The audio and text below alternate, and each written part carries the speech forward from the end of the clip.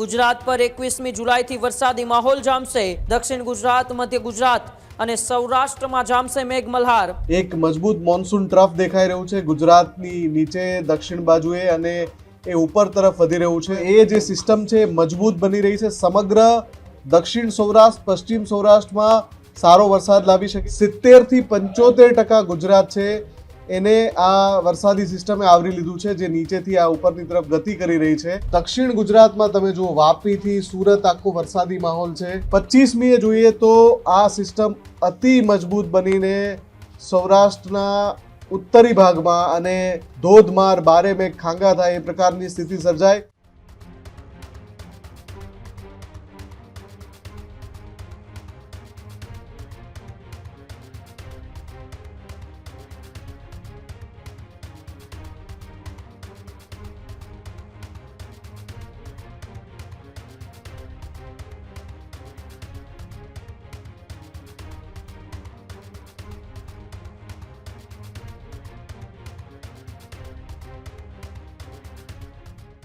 એક સારા સમાચાર ગુજરાત માટે સામે આવ્યા છે।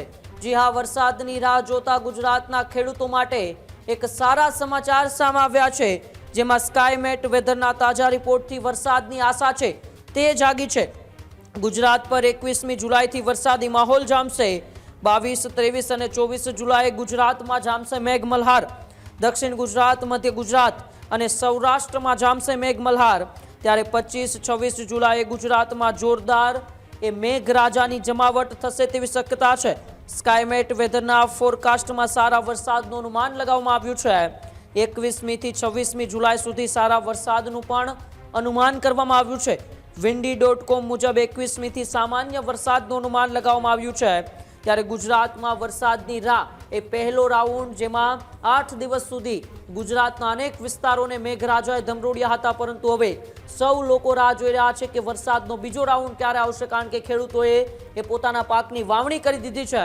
ત્યારે વરસાદના બીજા રાઉન્ડની સૌ લોકો રાહ જોઈ રહ્યા છે। ત્યારે હવે વરસાદના બીજા રાઉન્ડનો એ તાજા રિપોર્ટ સામે આવ્યો છે, જેમાં 21મી જુલાઈથી વરસાદી માહોલ જામવાનો છે। ત્યારે એ જે રીતે windy.comનો મેપ બતાવી રહ્યો છે કે આગામી દિવસો અને આગામી બીજો રાઉન્ડ વરસાદનો ગુજરાતની અંદર કેવો રહેવાનો છે, તેનું એનાલિસિસ સાથે મારા સહયોગી મુફદ્દલ કપાસે windy.comનું જ્યારે એનાલિસિસ કર્યું, ત્યારે એનાલિસિસમાં શું સામે આવ્યું, આવો આપણે એનાલિસિસ જોઈએ। તો જ્યારે આપણે વરસાદની રાહ જોઈ રહ્યા છીએ ત્યારે સ્કાયમેટ વેધરે એક બહુ સરસ મજાના ન્યૂઝ આપ્યા છે। એમણે જે 15 દિવસનું ફોરકાસ્ટ કર્યું છે એમાં 21મી તારીખનો ડેટા જુઓ, આજથી 5 દિવસ પછીનો।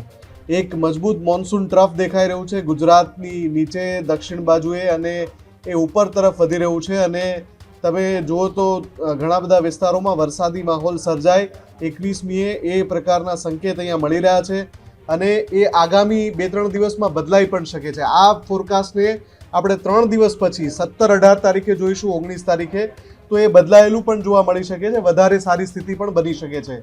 બીજી વાત, 22મી તારીખે જો જોવા જઈએ તો એ જે સિસ્ટમ છે મજબૂત બની રહી છે। સમગ્ર દક્ષિણ સૌરાષ્ટ્ર, પશ્ચિમ સૌરાષ્ટ્રમાં સારો વરસાદ લાવી શકે છે અને અહીંયા જો દક્ષિણથી માંડીને મધ્ય ગુજરાત સુધી સારો વરસાદ લાવી શકે છે।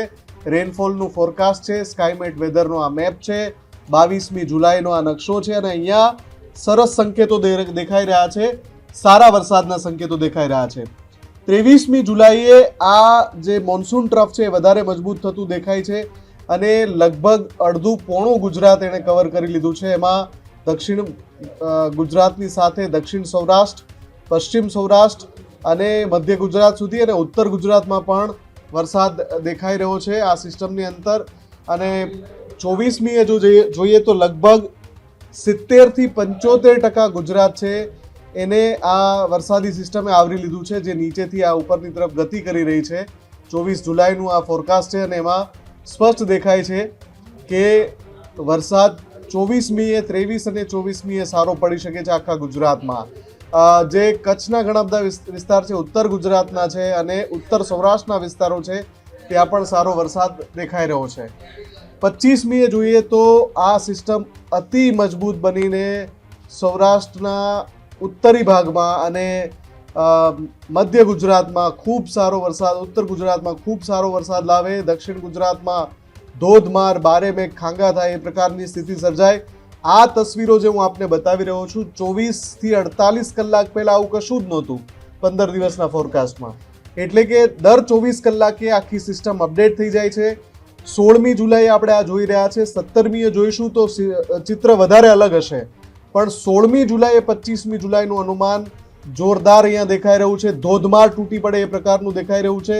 અને આ જ ક્રમ અંતર્ગત આગળ વધીએ તો 26મીએ પણ એ થોડું નબળું પડે છે જરૂરથી, પણ ગુજરાતના લગભગ 70-75% વિસ્તારમાં સારો નોંધપાત્ર વરસાદ થાય એવું લાગી રહ્યું છે. એટલે 22, 23, 24 અને 25 જુલાઈ આ ને 26 જુલાઈ આ જે દિવસો છે એમાં વરસાદ સારો આવી શકે છે. હવે આપણે વાત કરીએ વિંડીની. જો વિંડીમાં પણ મેં 21મી તારીખ અહીંયા સિલેક્ટ કરી રાખી છે. આ 16 તારીખથી આગળ વધીને 21મી તારીખમાં આપણે જોઈએ છીએ તો દક્ષિણ ગુજરાતમાં તમે જુઓ, વાપીથી સુરત આખો વરસાદી માહોલ છે. અને ત્યાંથી મધ્ય ગુજરાતમાં અમદાવાદ હોય, ગોધરા હોય, ઉત્તર ગુજરાત તરફ જઈએ મહેસાણા અને છેક સાબરકાંઠા, બનાસકાંઠા તરફ, અને આ બાજુ અહીંયા પણ ઉત્તર સૌરાષ્ટ્રમાં પણ લાગે છે થોડો વરસાદી માહોલ. ને જે દક્ષિણી વિસ્તાર છે સૌરાષ્ટ્રનો, ત્યાં પણ દરિયાકાંઠાના વિસ્તારમાં વરસાદ પડી શકે છે. એની સિવાય જો 22મી તારીખમાં તો આગળ ડેટા નથી જોઈ શકતા, પણ 20માં જોઈએ કે 19માં જોઈએ તો windy.com અનુસાર કોઈ એવો ખાસ વરસાદી માહોલ નથી. હા, દક્ષિણ ગુજરાતમાં દરરોજ દેખાડે છે કે વરસાદી માહોલ છે windy.com અનુસાર. પણ જે સારા સમાચાર જે મળી રહ્યા છે એ સ્કાયમેટ વેધરે આપ્યા છે.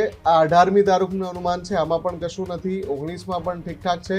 હા, એ સિસ્ટમ દેખાય છે કે ઉપર તરફ વધી રહી છે, પણ એનો પ્રભાવ 21મી જુલાઈથી દેખાવાનો શરૂ થાય છે.